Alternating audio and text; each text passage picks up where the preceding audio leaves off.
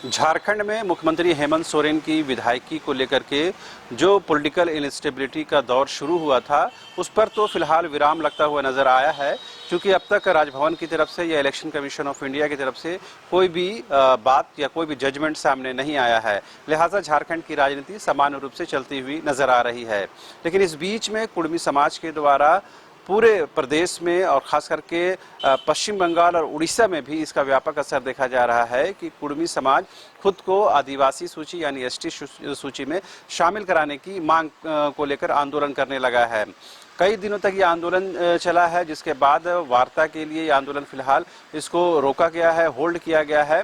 और कुर्मी समाज के द्वारा ये मांग की जा रही है केंद्र सरकार से कि आगामी शीतकालीन सत्र में इस बाबत प्रस्ताव लाया जाए और कुर्मी को एसटी में शामिल किया जाए।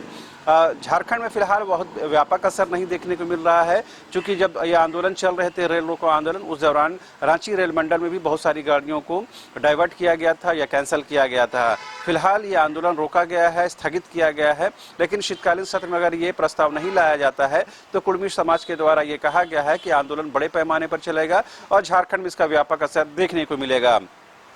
ये तो रही एक हिस्से की बात। दूसरा ये है कि क्या राजनीतिक दलों को की तरफ से इस पर क्या स्टैंड है, खास करके जो सत्ताधारी दल झारखंड में हैं, चाहे जेएमएम हो, कांग्रेस हो या आरजेडी हो। जेएमएम की तरफ से कोई स्पष्टता अब तक नहीं आई है। कहा यह सिर्फ गया है पार्टी प्रवक्ताओं के द्वारा से कि जब भी ये मामला सरकार के समक्ष आएगा तो विधि सम्मत इस पर निर्णय लिया जाएगा। फिलहाल ये केंद्र सरकार से मांग की जा रही है, लेकिन कुर्मी समाज के द्वारा ये आग्रह मुख्यमंत्री हेमंत सोरेन से की गई है कि वो इस आंदोलन की जो डिमांड है, जो मांग है, उस पर दबाव बनाएं केंद्र सरकार पर, ताकि जो कुर्मी समाज को एसटी में शामिल किया जाए। कांग्रेस जो प्रमुख सत्ताधारी पार्टी है, उसकी तरफ से एक लेटर जारी किया गया है। उस लेटर की जो तारीख है वो 26 सितंबर की तारीख है, जिसमें मेंशन किया गया है कि अखिल भारतीय कांग्रेस कमेटी के महासचिव और एवं कांग्रेस के प्रभारी अविनाश पांडे के निर्देश पर कुर्मी समुदाय द्वारा जो एसटी की मांग की जा रही है, उस मांग के तथ्यों की जांच के लिए और राज्य की राजनीति में इसके प्रभाव के आकलन के लिए एक 5 सदस्यीय कमेटी का गठन किया गया है, जिसके संयोजक जो हैं केशव महतो कमलेश हैं, जो पूर्व कार्यकारी अध्यक्ष हैं। समन्वयक रूप में श्री डीएन चांपिया जी हैं और 3 सदस्यों का नाम इसमें मेंशन किया गया है, जिसमें जलेश्वर महतो हैं जो कार्यकारी अध्यक्ष हैं, कालीचरण मुंडा हैं जो पूर्व विधायक हैं और श्रीमती ममता देवी हैं जो कांग्रेस की विधायक हैं।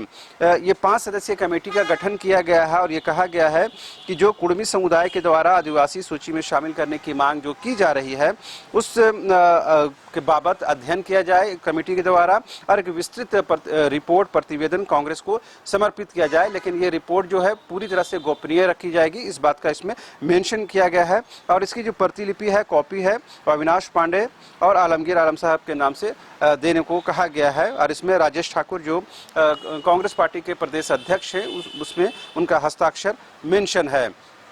तो ये पार्टी की तरफ से, कांग्रेस की तरफ से ये स्टेप लिया गया है कि कुर्मी समाज का जो डिमांड है, जो आंदोलन है, उसका झारखंड की राजनीति में, झारखंड की सियासत में क्या असर या क्या प्रभाव दिखाएगा, उस बात का आकलन किया जाना चाहिए। क्योंकि झारखंड में 2024 में विधानसभा का चुनाव होना है, लिहाजा तमाम पार्टियां ये चाहती हैं कि जो भी फैसले ले वो चुनाव के मद्देनजर गुना भागा कर लिया जाए, उसके फायदा हो या नुकसान हो, उस बात का आकलन कर लेना चाहती हैं। यही वजह है कि सत्ताधारी कांग्रेस पार्टी ने एक कमेटी का गठन किया है। ये कमेटी अपनी रिपोर्ट सौंपेगी, जिसके आधार पर पार्टी आगे निर्णय लेगी। अब देखने वाली बात यह होगी कि जो कमेटी है इस बारे में क्या रिपोर्ट देती है।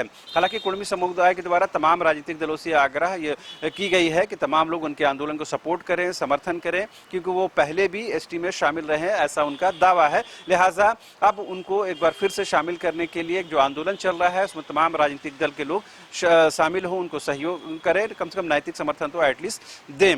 पिछले दिनों जब शीतल ओहदार जी से बात हो रही थी, जो कुर्मी समाज के आंदोलन को आगे बढ़ाने में पिछले कई 1.5 दशकों से लगे हुए हैं, उन्होंने कहा कि हम मुख्यमंत्री हेमंत सोरेन से भी इस बात की डिमांड करते हैं, मांग करते हैं कि वो भी केंद्र सरकार पर दबाव बनाए और उनकी मांग को किसी भी सूरत में संसद से पारित कराएं। तो देखने वाली बात यह होगी कि कांग्रेस के इस कमेटी के द्वारा क्या रिपोर्ट दी जाती है और कांग्रेस इस पर क्या स्टैंड लेती है। फिलहाल मुझे और मेरे कैमरा सहयोगी संजय को दीजिए इजाजत। नमस्कार। हो चाहे कोई विशेष त्योहार या हो रोज के स्वास्थ्य की बात, सुधा के उत्पाद इतने शुद्ध, इतने स्वादिष्ट, दिल चाहे इसे ही बार बार। सुधा डेयरी के दूध, दही, लस्सी और अन्य उत्पाद के लिए पधारे रांची के सुधा पार्लर।